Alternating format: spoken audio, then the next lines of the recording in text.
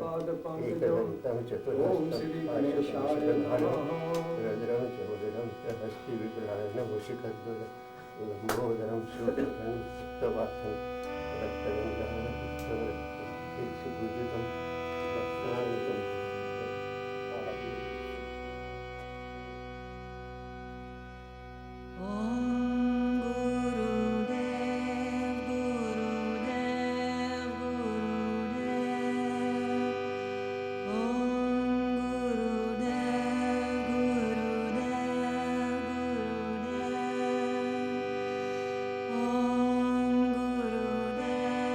Guru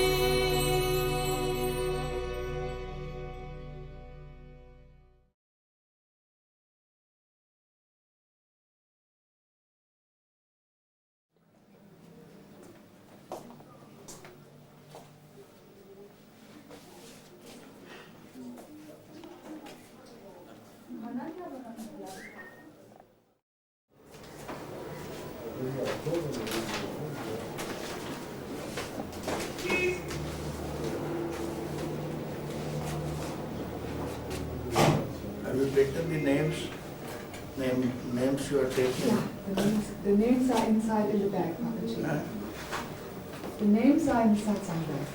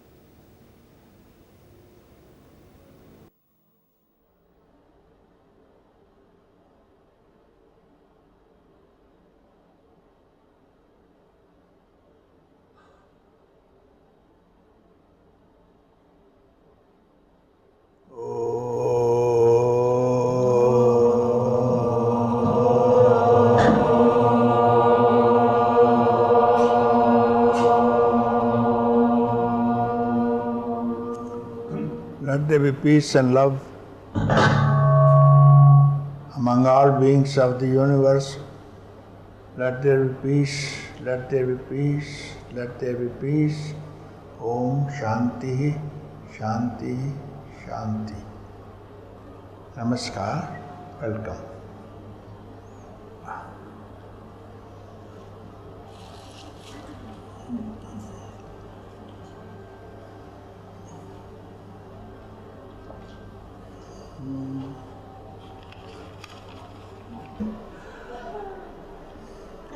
Dear Papaji, about 10 years ago you wrote in your diary, a new idea came to me today. Meditation for world peace. Since that time you have been encouraging many people to work for world peace simply by going back to their countries, keeping quiet. Your world tour in 1993 was advertised as Shanti Yatra, and when you applied for your visa, you told the officials at several of the embassies you visited that you were going on a world tour to promote peace between people and nations. You also begin all your satsang with the words, let there be peace, let there be peace, and let there be peace. I would like to ask you some questions on this aspect of your teaching and publish the answers in my forthcoming book. Please excuse this challenging nature of some of the questions, I am not disagreeing with your views. I just want to provoke you into saying something interesting.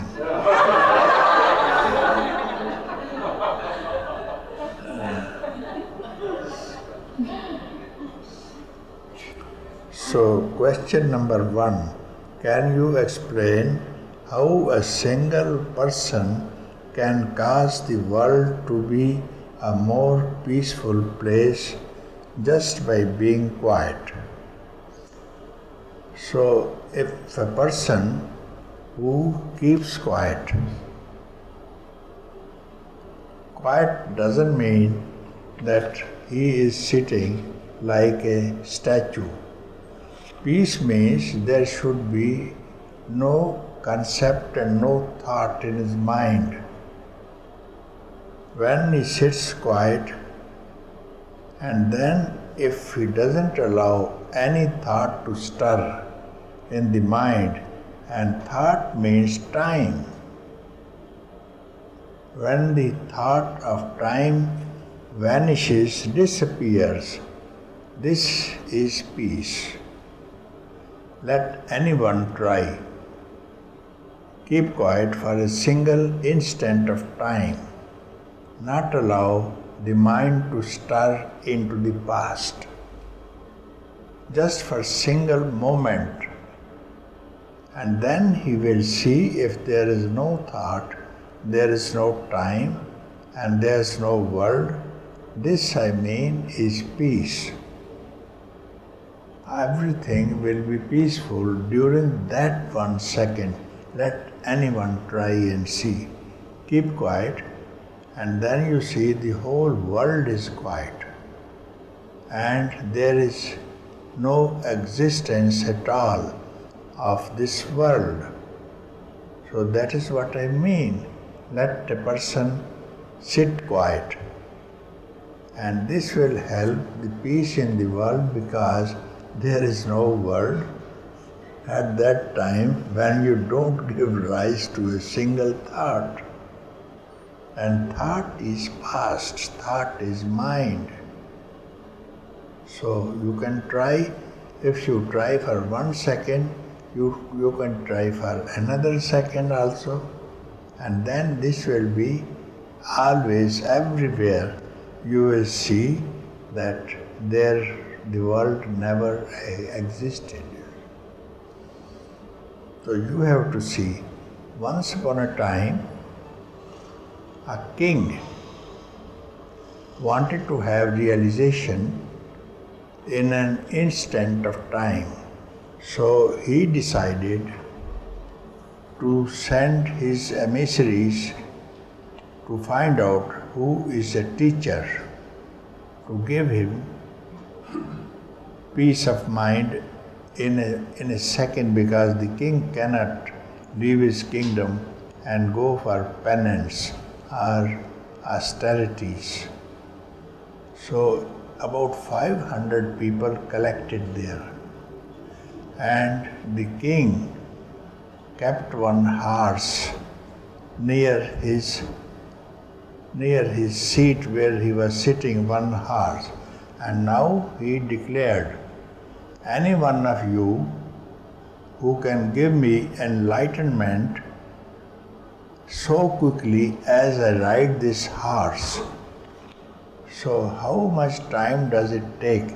And one foot was already in the gallop. And just to put the other leg on the horse back. So it doesn't take any time. So when he spoke like this and showed, can any one of you can give me enlightenment as quick as ride a horse back? So everybody was wondered, and they were speaking between themselves and showing their grey beards. We have grown grey beards and have done meditations, austerities, and severe penances, and yet we do not know, and look at this stupid king. He said, one who gives me enlightenment, I will give him the whole kingdom. Together with my queens, with my ministers, and all the precious treasure. And I walk out. But everybody is smiling and wonder-struck. There appeared a person, you can call him lunatic, and naked. His behavior was not normal. So he comes and jumped on the stage where king was there. So everybody who was there, they started laughing. He is a madman, he doesn't know what is going on here. And first of all, he addressed the 500 people. Listen, you are butchers. Butchers mean one who slaughters the animals in the butchery, because you are seeing my body as the butcher looks at the goats. So I call you are butchers and you had no business to come here. The king wants realization and you are looking at my body and you don't speak of enlightenment at all. So he left them alone. Now he addresses the king. You know, to have enlightenment, you need a Sadguru. There's already somebody questioned about Sadguru also. Sadguru. He needs a Sadguru.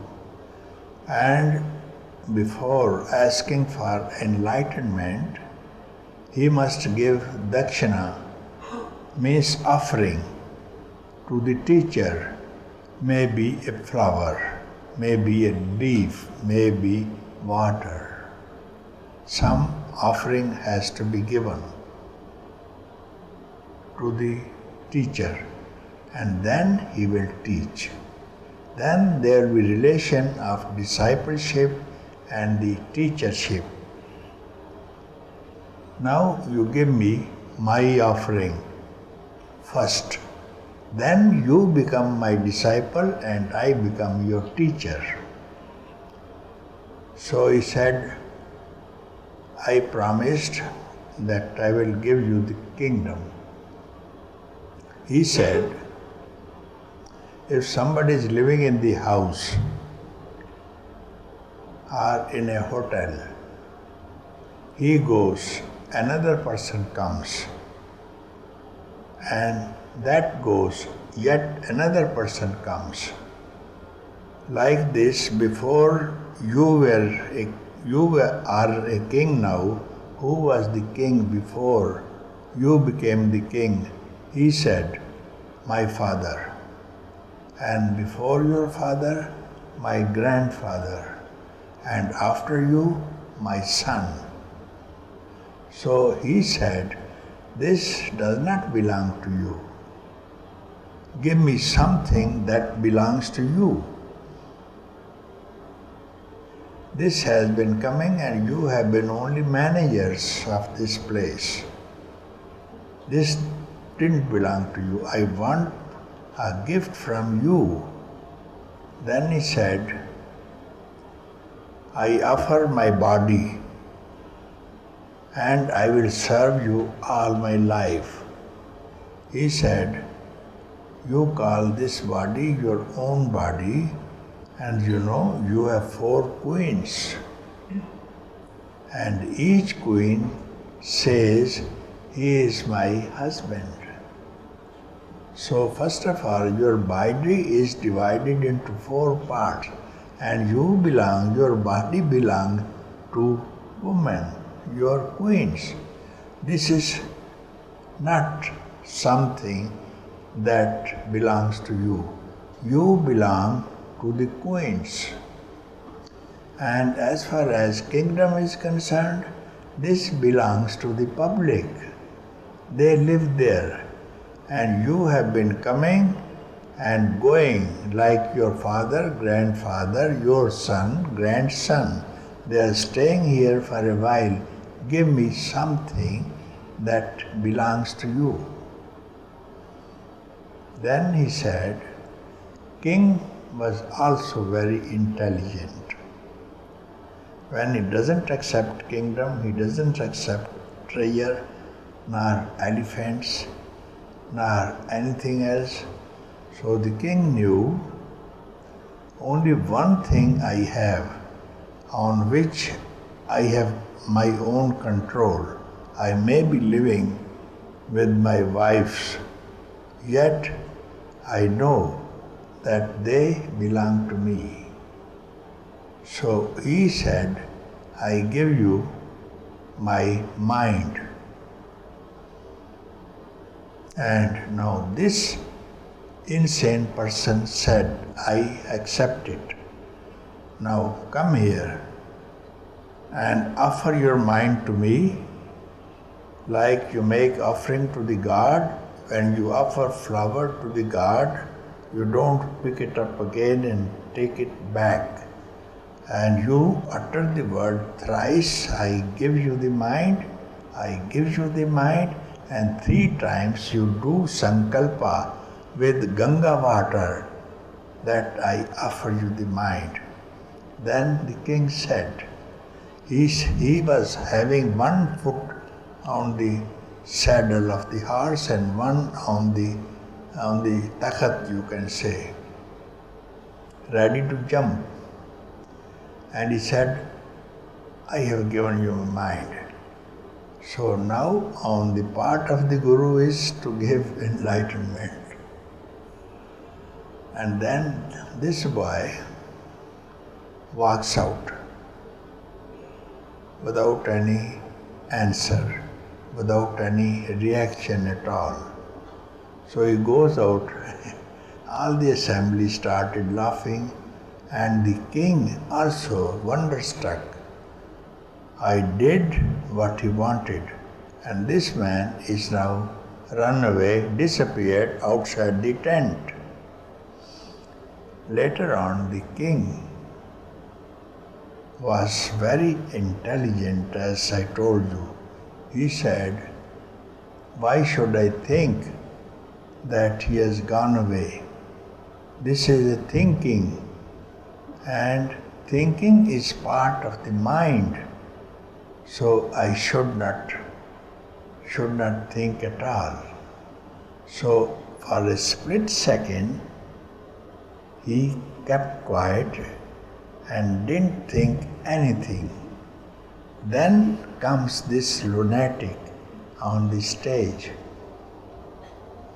And then seeing the glamour on the face of the king, and his foot is already on the saddle, and he looked into his eyes, and what did he do? The king prostrated at the foot of this Guru. So when you want peace, and this happened in a split second,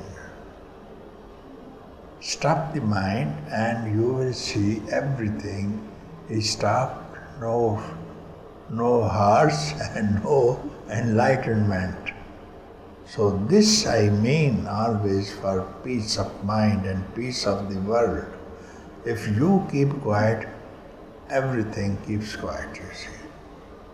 Just as a man dies, he has wife, he has sons, he has so many things. But when he dies, nothing belongs to him. Everything, his house, and the other relations don't take time to take him to cremation ground. This is the end of life.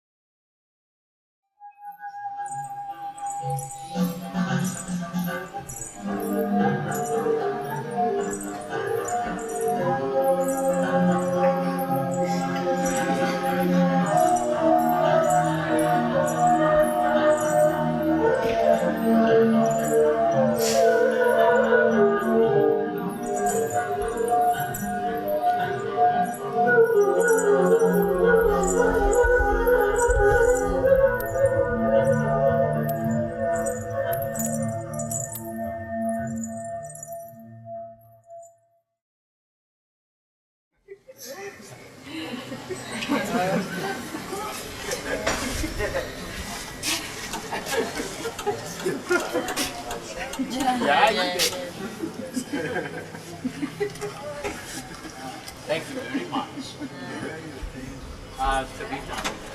Kavita's house. I don't know. I didn't hear anything about that. Can I come see you at your house? Can I come see you at your house? Another day?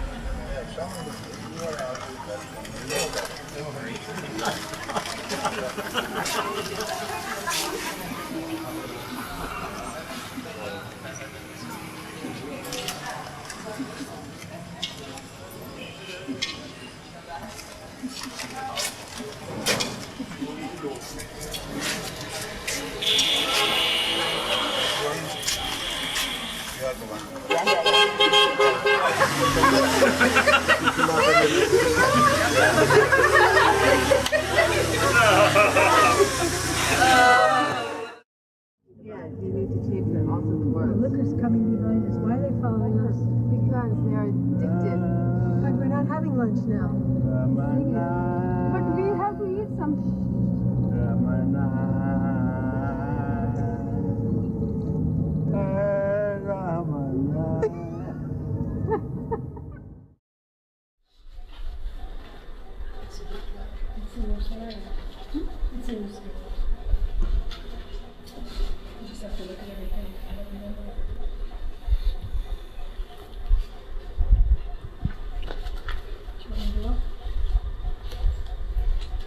Here comes the food.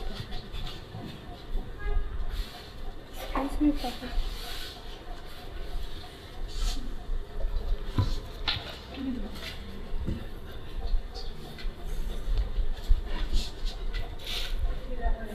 हाथ धो लेना है मगा ले आओ हाथ धो लेना है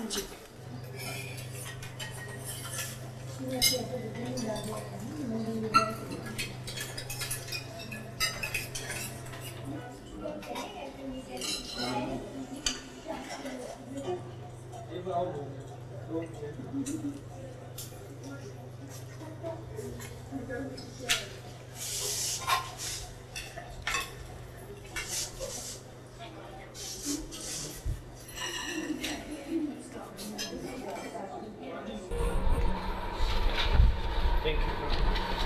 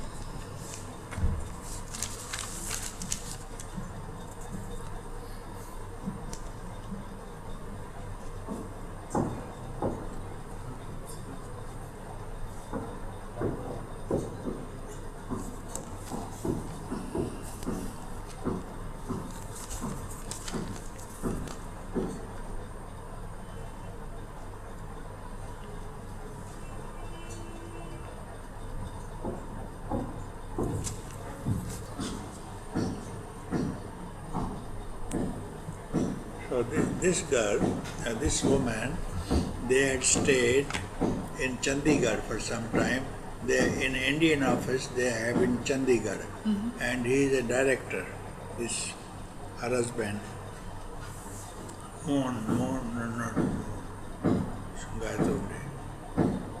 and he learnt Punjabi cooking dishes. So I had gone to their house in this, and she phoned to them about 30 kilometers from our house in Chembur. Another, this is main West Bombay. Our Guruji has come. If you like, you can come here and see him. But she was not interested in spirituality. So she said, I am bringing some food, you wait, Punjabi food, and you boil only rice. I am not bringing rice because Punjabis do not eat rice. So if he eats rice, then you make arrangement for the rice, all the rest I will bring. No, they're at this door, So she came. I was sitting in a hall like this, and then entered and went straight to the kitchen. Asked them, these things are in this tiffin carrier, the things are quite, you serve the meals. And she said, you go and see them, if you have any question, you go and ask. And then she said, I do not know what kind of question because I am not interested. Only your husband is interested, and I am also not interested. So she was inside, and the meal she served for me, alone for me. So after that, the family will eat. And I said, who brought this? They were very nicely cooked. To my taste, chole bhature, papa, other things. And I said, who is this woman who has cooked it? Just like Punjabi cooking. And she said, she is my brother's wife. Now her Sister-in-law. Yeah. And then, and she said, I want to see her. And then she came back, she is cooking, she is shy because she had no question. And then I told her, let her come and I will tell her what question to ask me. And then she came and did not even prostrate before me. Only I looked in her eyes, but I was, in my mind I was not happy with this woman.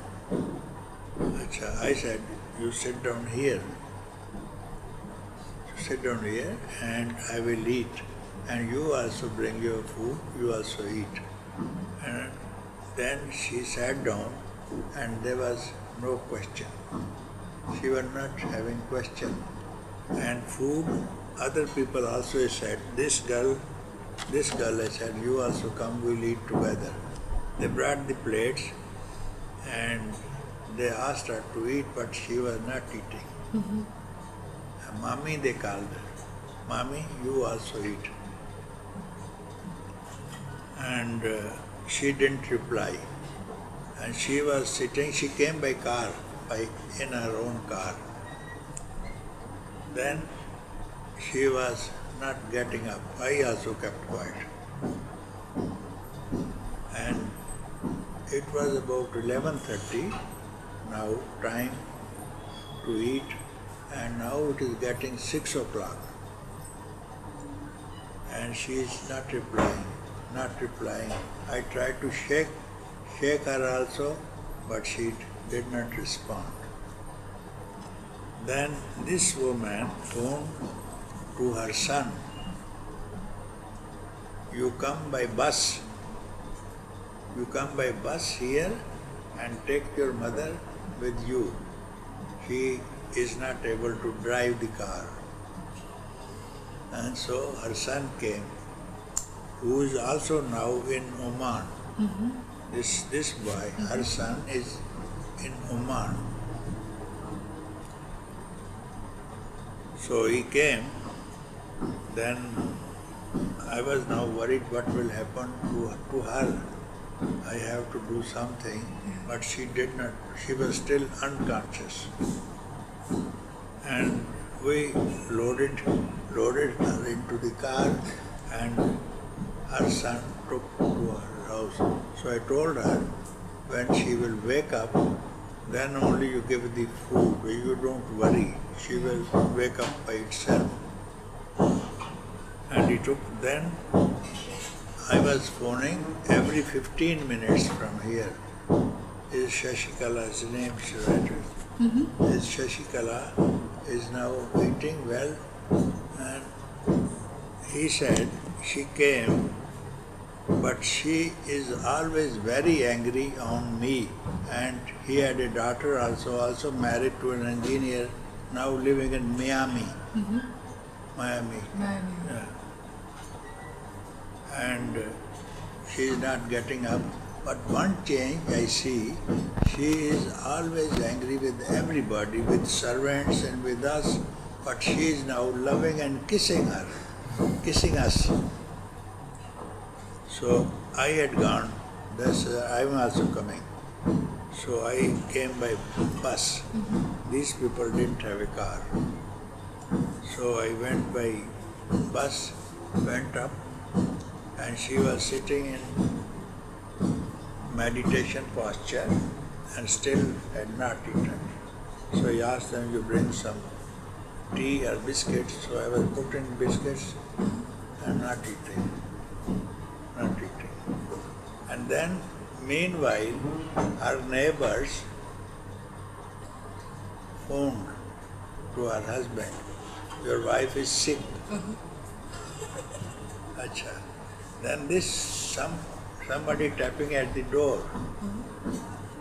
And he was phoning, the neighbors were phoning, a woman phoning, your husband is sick. So he came, tapping the door in just 10 minutes after they phoned. So there was no response from the phone. But this man himself thought I should go and make a visit and see my children. And he came to Bombay. And he didn't receive the phone, but it was he. He also had not seen his wife in this condition, and nobody is interested in spirituality. So when he came, so he saw her very beautiful, and that he could appreciate only the beauty. She is 20 years younger than now. When I married her, she was as beautiful as this. What has happened to her? Then I said, you don't ask me, otherwise you will also become beautiful like me. And one man is needed to look after her. Then I was there. So she slowly came into consciousness, and I said, what happened? And she could not describe. She said, I do not know, but I was very happy and very peaceful. I could not see this kind of peace before in my life. So this change was there. This girl is writing, so this experience like my worship.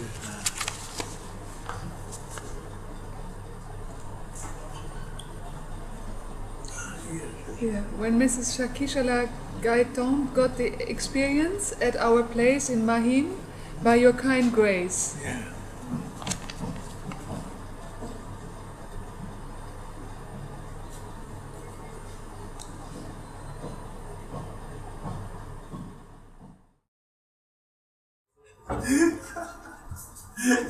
Punjab, there was, Sikh community, yes, like T2. So he asked his servant, you water the plants.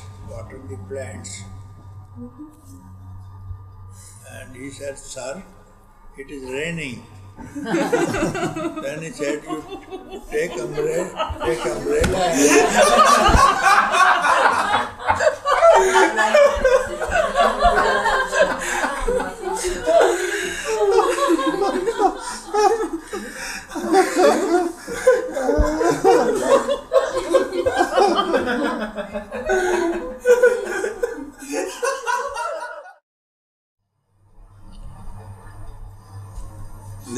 They were holding satsang on Sunday, Sai Baba satsang, every Sunday.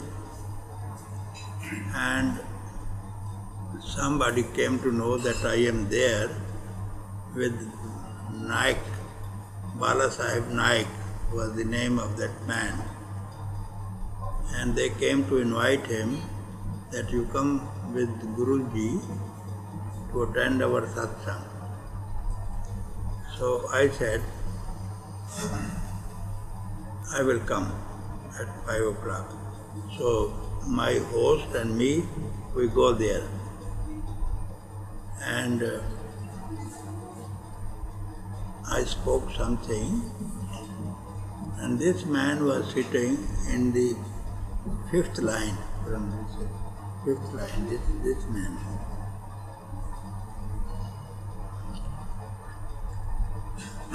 And I asked any questions, and nobody speaks. And then I said, if you have no question, then I have a question and you give me the answer. But this man who wants to answer me must come in front of me.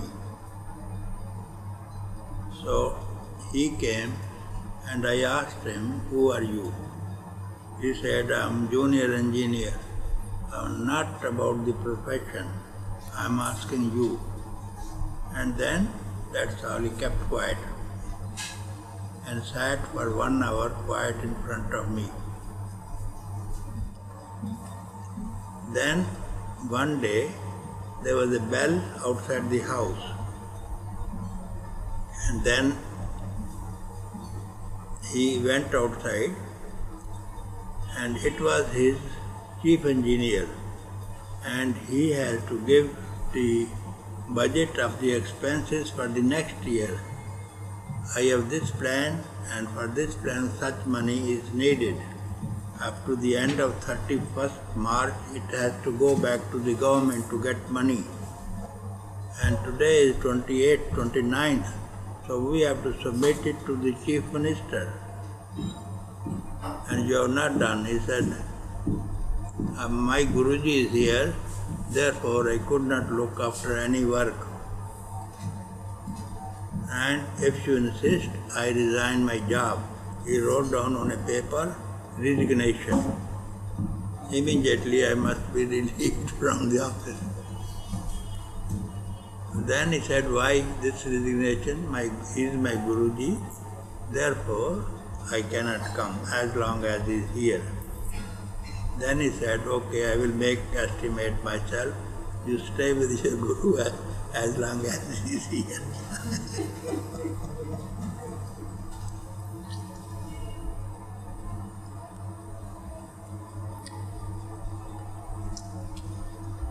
One of your questions is replied in this.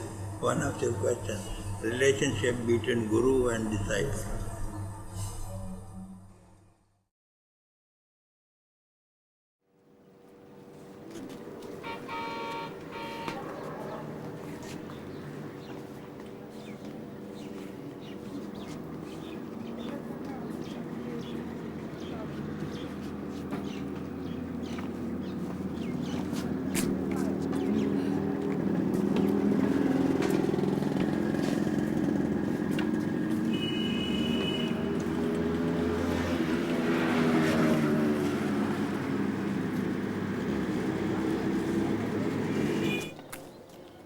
Papaji told me to take you also.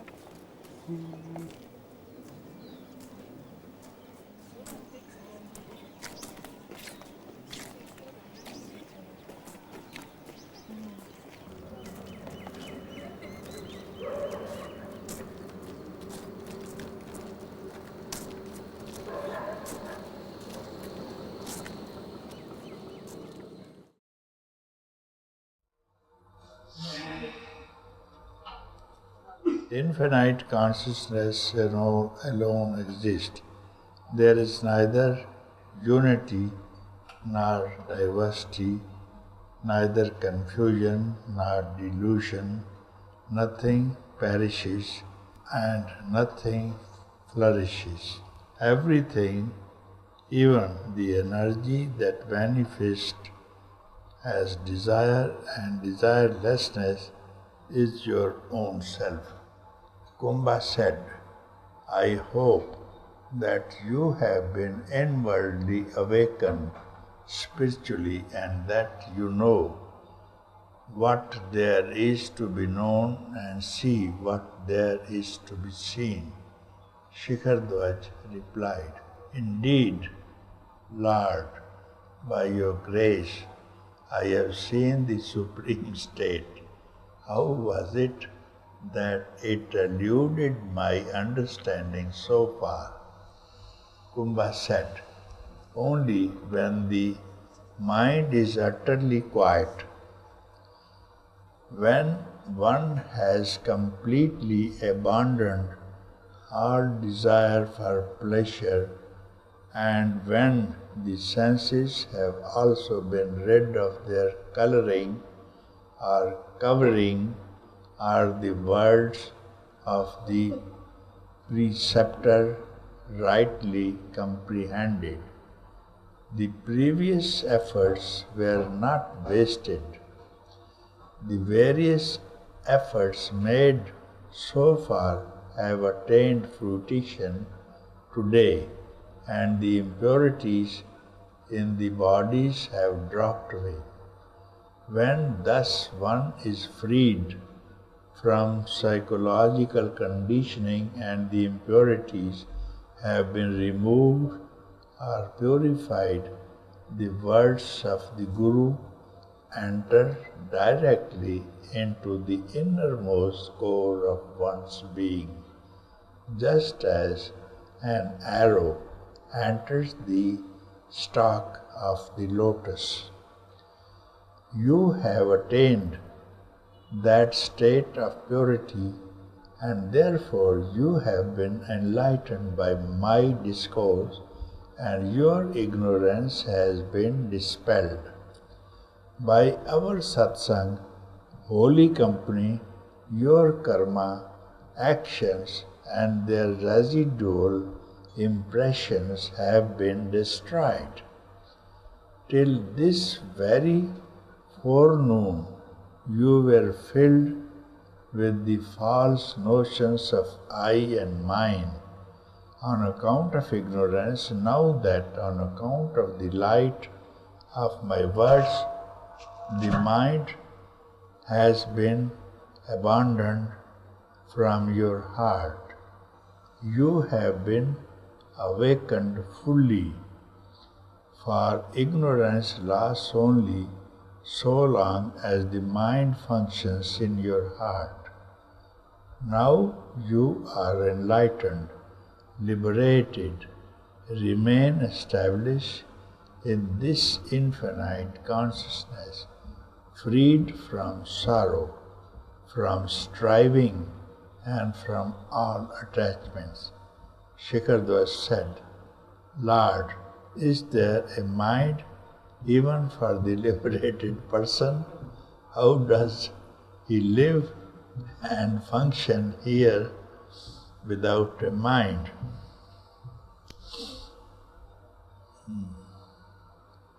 Kumbha replied, truly there is no mind in the liberated one. What is mind? The psychological conditioning or limitation which is dense and which leads to rebirth is known as mind. This is absent in the liberated sages. Liberated sages live with the help of the mind, which is free from conditioning and which does not cause rebirth. It is not mind at all, but pure light, sattva. Liberated ones live and function here, established in this sattva, not in the mind.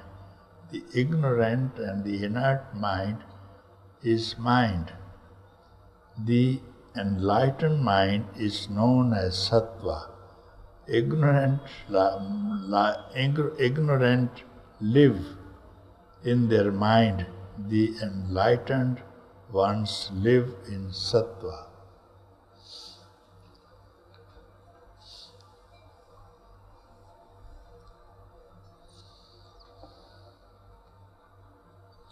This is very clear.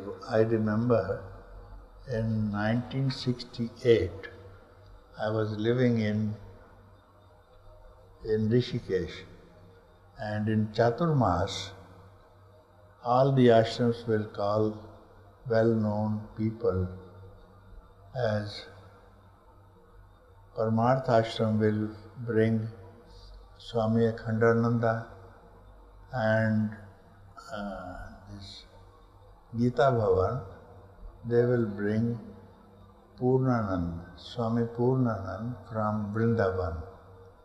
And this ashram, Kali Kamliwala, they will bring the man who reads Ramayana. Every ashram will have man. So one day I was attending this satsang of Swami Purnananda Vrindavan. So this man, if anyone who asks a question and he replies and he does not understand, and then this man will abuse that man and cause bad abuses, you see.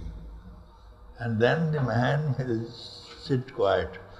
And my friend, Mr. Mittal, who comes from Aminabad, he was with me.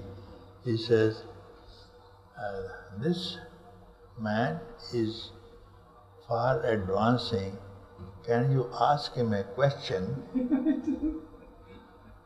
And then you land him in difficulty.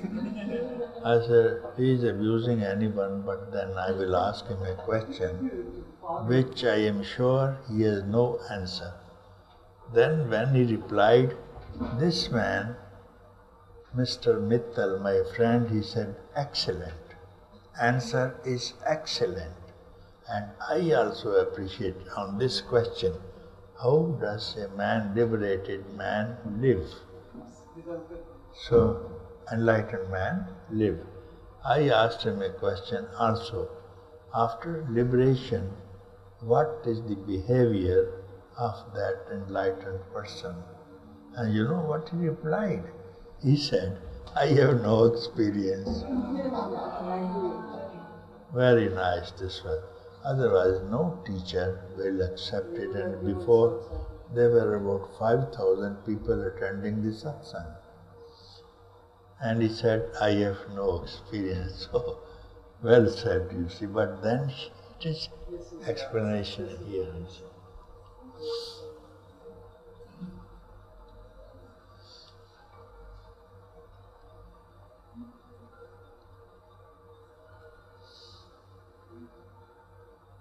Now I remember another instance in Sanaan, Switzerland.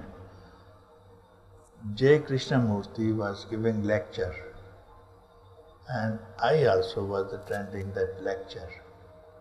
And one Italian was sitting in front of me, and then after that Krishnamurti asked questions. No, the questions are answered. So he is raising his hand, and Krishnamurti first ignored it, and he replied others. Again he stood up like this thing. And to ask questions, you have to raise a hand, and then Krishnamurti will ask. So he said, I am listening to your lectures for the last 26 years, and I have read all your books except one which is in the press. But my question is, could you tell me anyone here, according to the declaration, there are 600 people in the tent, and many who could have no seat are listening outside by loudspeakers. And they were translated into different languages. He spoke English, then many people, then there'll be Spanish, and there'll be French, and there'll be German simultaneously. So this man asked the question, and then, Krishnamurti said, if anyone is benefited or not. Because the question one was, well, Krishnamurti, tell me, except you, who is benefited in the tent? He said, that is not my problem. So different teachers have different ways of expressions.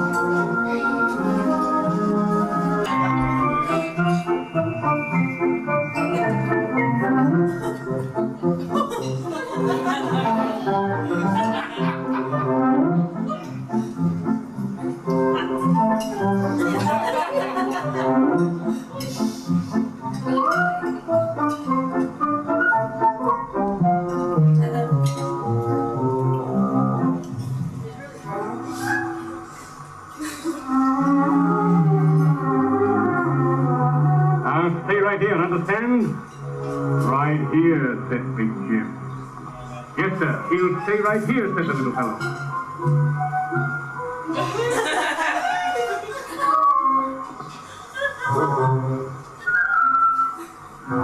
Understand?